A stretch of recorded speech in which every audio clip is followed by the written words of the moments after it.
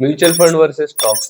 आखिर कौन सा investment should we choose for long term wealth creation and not just long term wealth creation but big long term wealth creation. आप बड़े बड़े investor को देखेंगे तो आप पता चलेगा कि वो बड़े किसी म्यूचुअल फंड में इन्वेस्ट करके नहीं, बल्कि उन्होंने अपना स्पेसिफिक स्टॉक चूज किया, होल्ड किया, एनालाइज करते रहे और उन्होंने वो स्टॉक को मल्टी बैगर बनने तक वेट किया।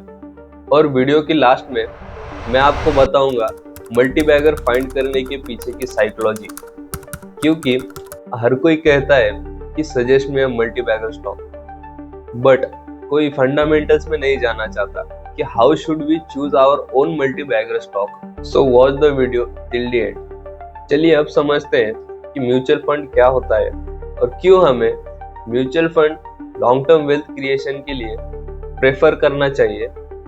And you gonna love this video. Suppose आप 3 दोस्त हैं, आपके पास 100 रुपीज है, आपके दूसरे फ्रेंड के पास 200 रुपीज है और आपके तीसरे फ्रेंड के पास 300 रुपीज है, पर आप तीनों को इन्वेस्टिंग के बारे में कोई भी नॉलेज नहीं है। तो ऐसे में हम डिसाइड करते हैं कि एक समझदार इन्वेस्टर को अपना पैसा जमा करके देंगे और लेट से 1 साल के लिए इन्वेस्टेड रखेंगे और वो आपका पैसा डिफरेंट कंपनीज और डिफरेंट सेक्टर्स में इन्वेस्ट करेगा। अब समझते हैं म्यूचुअल फंड काम कैसे करता है। सपोज आपने जो 600 रुपीज म्यूचुअली इन्वेस्ट किए थे वो अब बढ़ के हो चुके हैं 720 रुपीज। कॉन्ग्रेचुलेशन, आपने 20% गेन किया है। और आपने जो 100 रुपीज इन्वेस्ट किए थे वो अब बढ़ के हो चुके हैं 120 रुपीज। और आपके दूसरे फ्रेंड ने जिसने 200 रुपीज इन्वेस्ट किए थे उसके बढ़ के हो चुके हैं 240 rupees and it goes on. जिसने जैसे पैसे लगाए होंगे उसे वैसे पैसे मिलते जाएंगे और यही है म्यूचुअल फंड। देखा कितना इजी है। क्या आपको याद है मैंने आपको बताया था कि लॉन्ग टर्म वेल्थ क्रिएशन के लिए म्यूचुअल फंड का आपके पोर्टफोलियो में होना बहुत जरूरी है, पर ऐसा क्यों? So have you heard about the quote never keep your all the eggs in one basket. तो उसी तरह आपके पोर्टफोलियो का रिस्क डाइवर्स करने के लिए म्यूचुअल फंड का आपके पोर्टफोलियो में होना बहुत जरूरी है। क्योंकि क्या होता है ना, people start taking risk for higher profit but they don't realise कि ओके म्यूचुअल फंड ने हिस्टोरिकली इतना रिटर्न दिया है तो आगे भी इतना रिटर्न जरूर देगा, तो पहले मैं अपने पैसे सिक्योर कर लेता हूँ और फिर मैं डायरेक्ट स्टॉक में रिस्क लेता हूँ। Finding a multi bagger is time taking, क्योंकि क्या होता है ना, finding a multi bagger is building about conviction about that particular stock. आपका कन्विक्शन जितना स्ट्रांग होगा एक पर्टिकुलर स्टॉक को लेके, आप उतना नजदीक जाएंगे एक मल्टी बैगर फाइंड करने के पीछे। और ये एक दिन में नहीं होता, जस्ट लाइक कंपाउंडिंग। एंड जब आप किसी स्पेसिफिक स्टॉक या सेक्टर के बारे में नॉलेज गेन करते हैं तो विद टाइम है ना, आपके कंपाउंडिंग मनी के साथ साथ आपका नॉलेज भी कंपाउंड करता रहता है। और मैं वापस आऊंगा इस टॉपिक पे। पहले समझते हैं कि कौन से म्यूचुअल फंड हमें प्रेफर करने चाहिए अपने नीड के हिसाब से।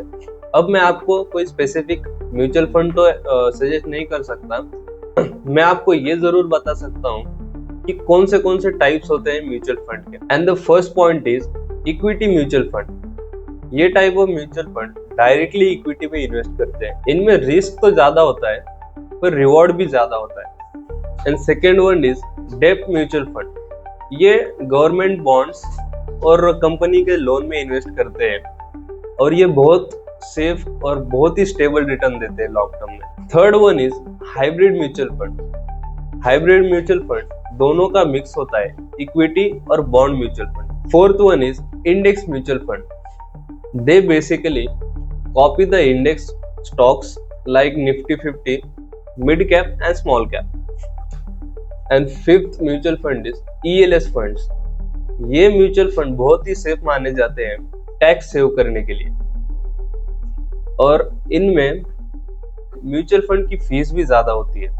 अब आते हैं इस वीडियो के मोस्ट एक्साइटिंग पार्ट में और मैंने इसे फ्यू पॉइंट्स में कवर किया है। So let's go. Psychology of finding a multi bagger stock. Point number 1, disposition effect, the most common psychological barrier. People sell too early and the profit goes into the losing stock. अगर आपका कोई share अच्छा perform कर रहा है तो तो आप प्रॉफिट बुक कर लेते हैं और उसका प्रॉफिट लॉस हो रहे शेयर में इन्वेस्ट करते हैं। ऐसा नहीं करना चाहिए।